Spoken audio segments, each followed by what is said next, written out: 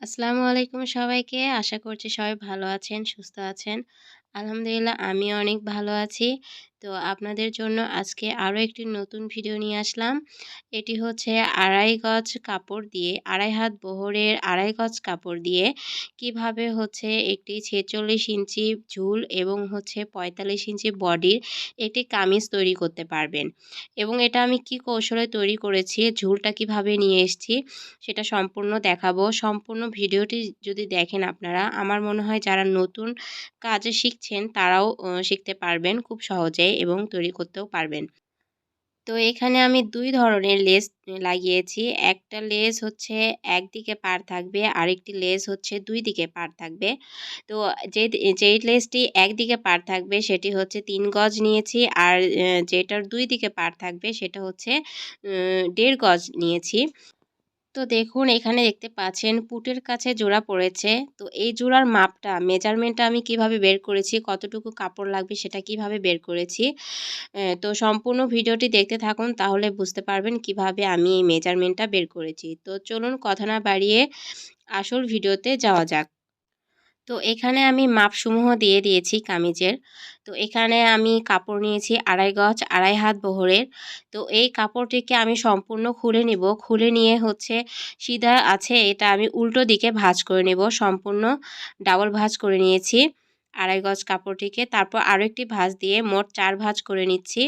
আর দেখুন আমার দিকে কিন্তু বন্ধ সাইড এবং উপরের দিকেও বন্ধ সাইড আর বিপরীত দিকে খোলা সাইড। তো দেখুন নিচ থেকে আমি ১ ইঞ্চিতে একটা মার্ক করলাম এবং ১ ইঞ্চি ওপর থেকে আমাদের যতটুকু ঝুল আমরা এখানে মাপ করে নিচ্ছি। আমার এখানে কাপড় আছে তাই কাপড়ের উপর দাগটা বোঝা যাচ্ছে। আপনারা এখানে কিন্তু একটা কাগজও নিয়ে নিতে পারেন এই মেজারমেন্ট বের করার জন্য। আমি ঠিক যেভাবে মার্ক করছি ঠিক সেখানেই স্কেলিং করে নেবেন, তাহলে মার্ক বের হয়ে আসবে। তো দেখুন এখানে আমার ৩.৫ ইঞ্চি কাপড় লাগবে এটার ঝুল ঠিকঠাক করার জন্য। তো ওপর থেকে দেখুন আমি কোথা থেকে মাপ নিচ্ছি, ২১ ইঞ্চি মার্ক করে নিচ্ছি। এটা হচ্ছে সাইড ফাড়ার জন্য। তো ২১ ইঞ্চিতে সাইড ফাড়ার আমি মার্ক করে নিয়েছি। তারপরে স্কেলিং করে নিলাম এতটুকু ২১ ইঞ্চি কিন্তু। তো দেখুন এখন এখানে আমি পুটের মাপ নিয়ে নিচ্ছি। পুট হচ্ছে ৭ ইঞ্চি নিয়েছি, ১৪ ইঞ্চির অর্ধেক। এদিকেও আমি ৭ ইঞ্চি নিয়ে নিচ্ছি। তো এখানেও ৭ ইঞ্চিতে মার্ক করছি, করে লম্বা একটা দাগ টেনে নিচ্ছি কাপড়ের উপরে। তারপরে এইদিকেও একটা মার্ক করে দিচ্ছি। তো এতটুকুর মাঝ বরাবর আমি একটা স্কেলিং করে নেব। এটা হচ্ছে কোমর লাইন বের হবে এভাবে। তো এখন আমি স্কেলিং করে নিচ্ছি মাঝ বরাবর।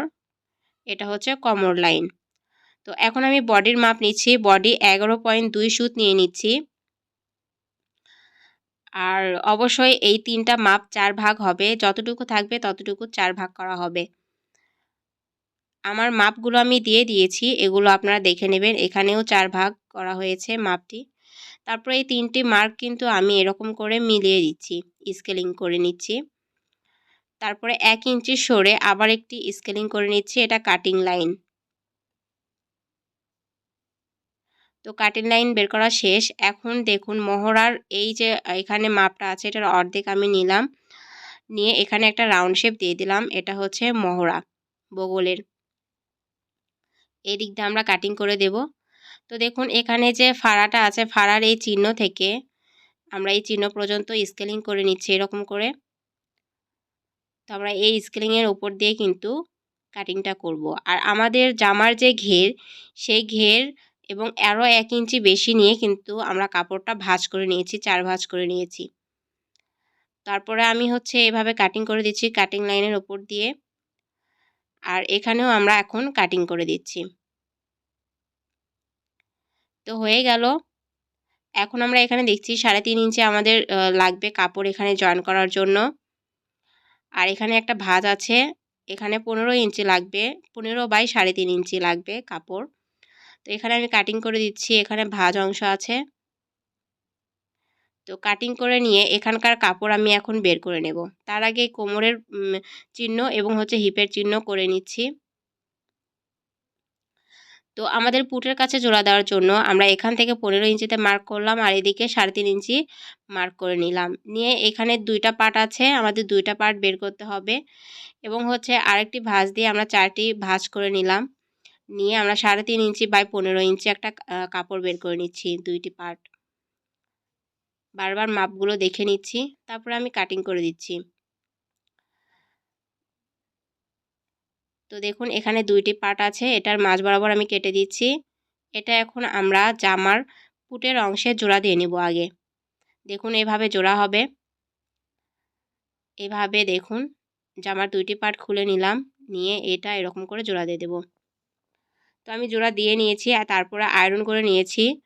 আয়রন করে নেওয়ার পর আবারও 7 ইঞ্চি করে মার্ক করে দিচ্ছি ওপরের মাপটা ঠিকঠাকভাবে নিয়ে আসার জন্য। তো 7 ইঞ্চি মার্ক করে দিলাম, দিয়ে স্কেলিং করে দিচ্ছি। তো স্কেলিং করার পর 1/2 ইঞ্চি আয় রেখে আমি একটু কাপড় একটু ছেটে দিলাম। তারপরে আবারও 7 ইঞ্চিতে মার্ক করছি, কারণ আসল মেজারমেন্ট বের করার জন্য আবারও মাপগুলো নিয়ে নিলাম।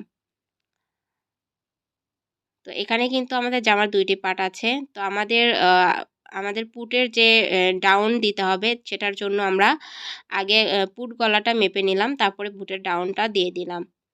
তারপর আমাদের পেছন পার্ট ভেতর থেকে বের করে নিয়ে উপরের পার্টটি আমরা সামনের পার্ট করব। এই জন্য তাল পাট কাটার জন্য 1 ইঞ্চি বাড়তি নিলাম, নিয়ে এভাবে স্কেলিং করে দিয়ে আবার এই কোণা থেকে 1 ইঞ্চি 2 সুতে আমরা একটা চিহ্ন করে দেব। তারপরে এখানে একটি রাউন্ড শেপ দিয়ে দিব। এই রাউন্ড শেপটি আমরা এখন কাটিং করে দিচ্ছি। তো হয়ে গেল তাল পাট, আর আমরা গলা বসানোর জন্য আমরা কাট করে দিলাম এবং হচ্ছে পেছনের পার্টের মেজারমেন্ট দিয়ে দিয়েছি 2.5 ইঞ্চি বাই 3 ইঞ্চি। এটা এখন আমরা হচ্ছে গলা কেটে নিচ্ছি। তো আমাদের গলা কেটে নেওয়া শেষ পেছন পার্টের। তো এখন আমরা হাত কেটে নেব। তো হাতের যতটুকু কাপড় আছে এটা আরও 2 ভাঁজ করে নিলাম, নিয়ে এখানে 4 ভাঁজ আছে কিন্তু 2টি পার্ট আছে। তো মাঝ বরাবর কেটে দিচ্ছি। কেটে দেওয়ার পর দেখুন এই কাপড়টা এভাবে নিলাম, নিয়ে এই যে উপরে যে একটা ভাঁজ দেখতে পাচ্ছেন এটার সঙ্গে আমরা এই কাপড়টা জোড়া দিয়ে দিব। এই কাপড়টা জোড়া দিয়ে দেব। আমি জোড়া দিয়ে নিয়ে আসি, তারপরে হচ্ছে দেখিয়ে দিচ্ছি। এখানে জোড়া দিয়ে দিব। তারপর আমার জোড়া দেওয়া শেষ। দেখুন এখানে 2টি পার্ট বের হয়েছে। দেখুন এই 2টি পার্ট খুব সুন্দর করে আমি আগে সেট করে নিচ্ছি। সেট করে নিয়ে আরেকটি ভাঁজ দিয়ে 4টি ভাঁজ করে নিলাম, আর 10 ইঞ্চি ভাঁজ হয়েছে কিনা সেটা দেখে নিচ্ছি। তারপর এদিকে 3.5 ইঞ্চিতে মার্ক করছি, একটা স্কেলিং করে দিচ্ছি সুবিধার জন্য, কাটিংয়ের জন্য। তো ওপর থেকে এরকম রাউন্ড শেপ দিয়ে আমরা এরকম করে কাটিং করে দিচ্ছি। আর নিচে মহড়া হচ্ছে 7 ইঞ্চি প্লাস 1 ইঞ্চি বাড়তি।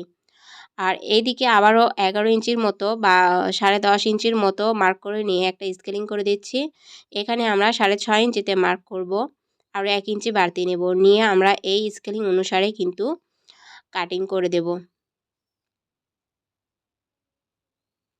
তো এই স্কেলিং অনুসারে আমরা এখন কাটিং করে দিচ্ছি।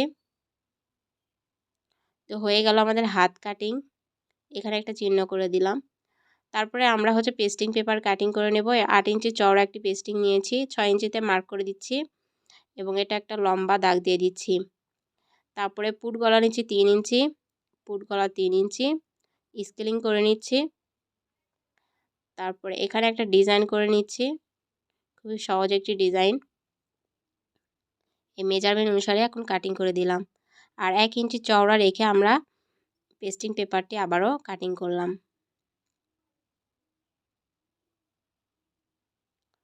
তো হয়ে গেল আমাদের পেস্টিং পেপার কাটিং। এটা আমরা কাপড়ের সঙ্গে আয়রন করে নেব। তো আমার কাটিং শেষ, এখন আমরা সেলাই চলে যাব। তো আমি গলাটা পেস্টিং পেপার আয়রন করে নিয়েছি কাপড়ের সঙ্গে। তো এটাকে এখন সাইড দিয়ে আমি সেলাই করে দিচ্ছি। তারপরে এটাকে আবার 2 ভাঁজ করে নিয়ে একটা মাঝ বরাবর ভাঁজ উঠে নিব, দাগ। এখানে কাটিং করে দিলাম সেলাইয়ের ক্ষেত্রে। তো জামা সিধা থেকে থাকবে, আর গলাটি এভাবে রেখে আমরা একটা মাঝ বরাবর সমান করে সেলাই করে নিচ্ছি, যাতে এই গলাটি না সরে যায়। তারপরে এটার পেস্টিং পেপারের উপর দিয়ে আমি সেলাই করে নিচ্ছি। 2 সুত পরিমাণ কাপড় রেখে রেখে কিন্তু সেলাই করে নিচ্ছি। তো সেলাই করে নেওয়া শেষ। এখন আমরা ভেতরের কাপড়টুকু কেটে নিচ্ছি। তো এই কোণাগুলো আমরা এখন কাটিং করে দিচ্ছি, গলা পট্টি যেন উল্টে যায়। তো দেখুন কিভাবে আমি এটা ভাঁজ করে এটার উপর একটা চাপ সেলাই দিয়ে দিচ্ছি।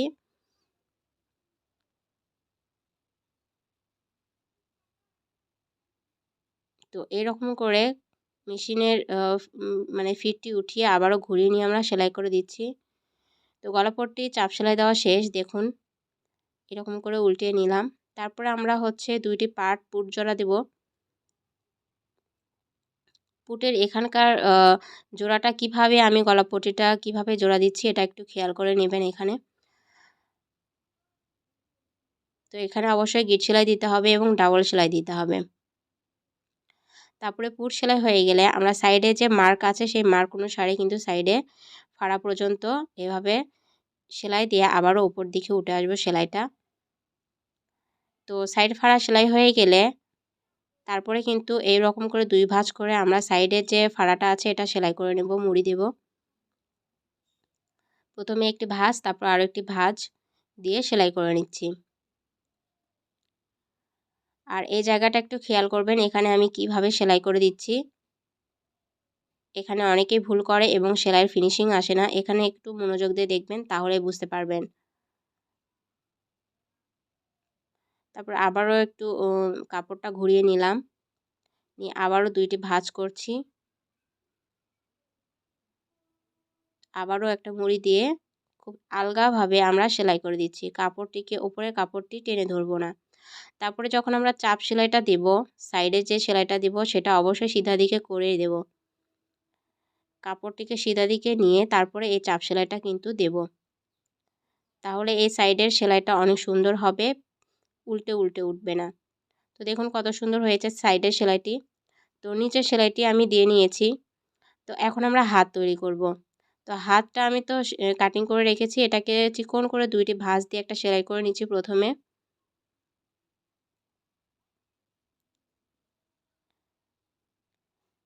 তো এই চিকন সেলাইটি কিন্তু খুব আস্তে আস্তে দিতে হবে।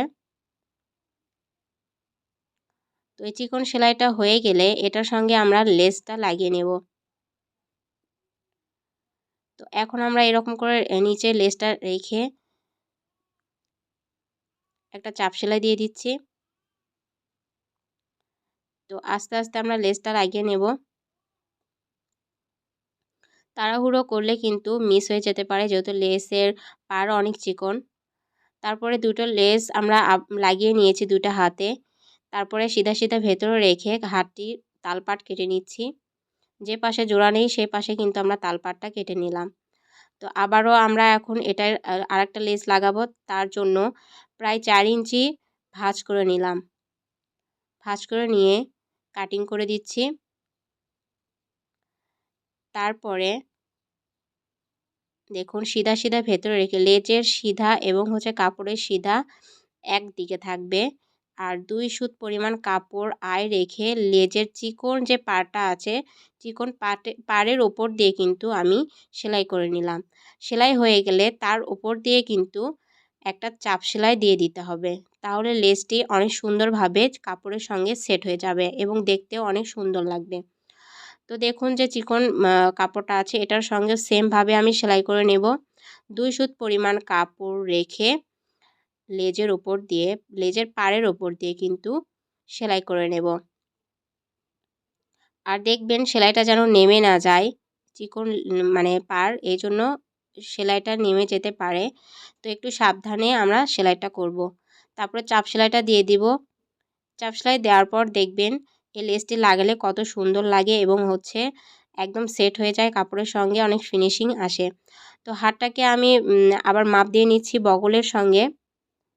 মাপ দিয়ে নিয়ে সেই অনুসারে কিন্তু আমরা এখন সেলাই করে দিচ্ছি।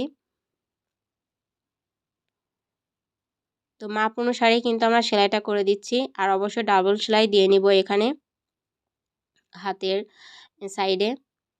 ডাবল সেলাই দেওয়ার পর হাতটাকে আমরা সেলাই সিধা করে নিয়েছি। সিধা করে নিয়ে আমরা কোন হাতে কোন মানে জামার কোন হাতে কোন হাতটা জয়েন্ট হবে সেটা খেয়াল করে দেখে নেব। দেখে নিয়ে তারপরে হচ্ছে আমরা সেলাই করে দিচ্ছি। আর অবশ্যই ডাবল সেলাই দিয়ে নেব হাতের মোহরা, হাত জয়েন হয়ে গেলে। তো হাত জয়েন করার পর হচ্ছে ডাবল সেলাই দিয়ে নেব আমি। তো ডাবল সেলাই দিয়ে নিয়েছি। তারপরে দেখুন হাতটা কেমন হয়েছে। আশা করছি জামাটা কিভাবে কাটিং করেছি আপনারা সবাই বুঝতে পেরেছেন, এবং এরকম করে যদি আপনারা বুঝতে পারেন তাহলে কিন্তু আপনারা নিজেরাই তৈরি করতে পারবেন বাসায়, যারা একদম নতুন। তো দেখুন হাত লাগানো শেষ হয়ে গেছে। আমি এখন হচ্ছে নিচের অংশে, জামার সামনের নিচের অংশে হচ্ছে লেস লাগাবো। তো লেসটা আমি হচ্ছে এখন লাগিয়ে দেখাচ্ছি। তো লেজের মাথা প্রথমে আমরা একটা ভাঁজ দিয়েছি খুব অল্প পরিমাণ, দিয়ে এটার ওপর দিয়ে কাপড় রেখেছি, রেখে একটা চাপ সেলাই দিয়ে দিচ্ছি। আর অবশ্যই খুব সাবধানে আমাদের এই লেসটি লাগাতে হবে যাতে মিস না হয়ে যায়। তো দেখুন এরকম করে ভাঁজ করে নিয়ে সাইডে একটা গেট সেলাই দিয়ে দিলাম। তো আরেকটু লেস ছিল সেটা আমি এরকম করে কাছাকাছি একটু রেখে সেলাই চাপ সেলাই দিয়ে দিচ্ছি। আপনারা চাইলে একটু সরিয়ে নিয়ে কিন্তু এই লেসটি লাগাতে পারেন। তো অনেক সাবধানে কিন্তু এই লেসটি লাগাতে হবে। তো আমি এখন মুড়ি দিয়ে দিচ্ছি লেজের সাইডে, মুড়ি দিয়ে এখানে অবশ্যই গিট সেলাই দিয়ে দিব। তো দেখুন কেমন হয়েছে লেসটি লাগানোর পর। আশা করছি সবার কাছে অনেক ভালো লাগবে আজকের ভিডিওটি। তো ভিডিও ভালো লাগলে অবশ্যই এটি লাইক দেবেন এবং কমেন্টে জানাবেন আগামীতে কি ভিডিও চান, কিসের ওপর ভিডিও চান। তো এই পর্যন্ত সবাই ভালো থাকবেন। আল্লাহ হাফেজ।